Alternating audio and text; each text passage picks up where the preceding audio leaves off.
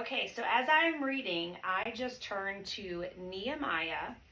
And in Nehemiah, this is so powerful in the fact that, like, if your headspace is not where it needs to be, then you've got to stand corrected. So it says, think of your mindset and what the enemy in your mind wants you to believe.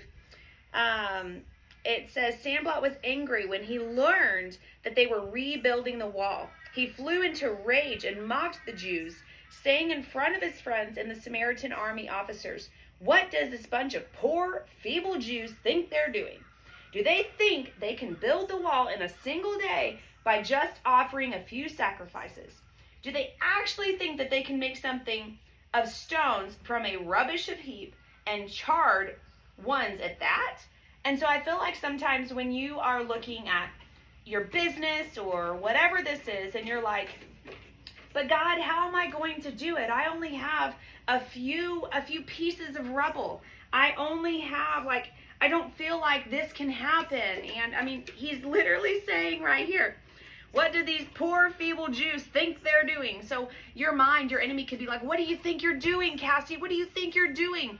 You know, do you really think that you're going to grow by double? Do you really think that you're going to actually have a team stand behind you? Do you really think that you're going to have people that are going to pour into your business like what you feel like God is telling you to do? Do you really think?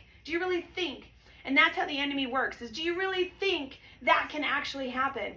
And you have to be like this right here where it says, then I prayed, hear us, our God, for we are being mocked. May their scoffing fall back on their own heads, and may they themselves become captives in foreign land.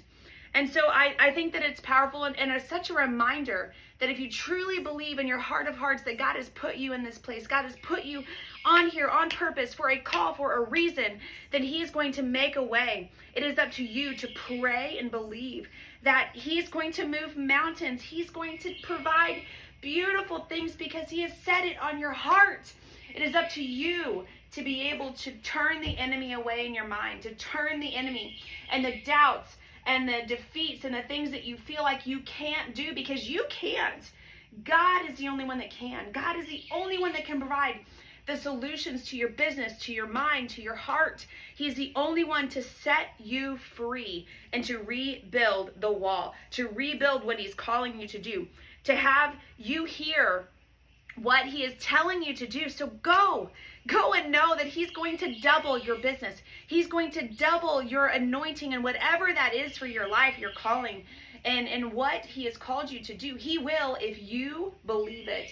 And if you have just as enthusiasm as this here in Nehemiah 4 is. And it also says, at last the wall was complete to half its height around the entire city, and the people had worked with enthusiasm. So, are you working in enthusiasm today? Because if you're not, start there and start praying to God that He has called you for this for a purpose, so there is no confusion.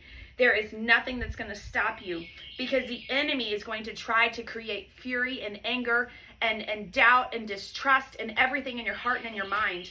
And that is up to you to be prayed up for what God is calling you to do today.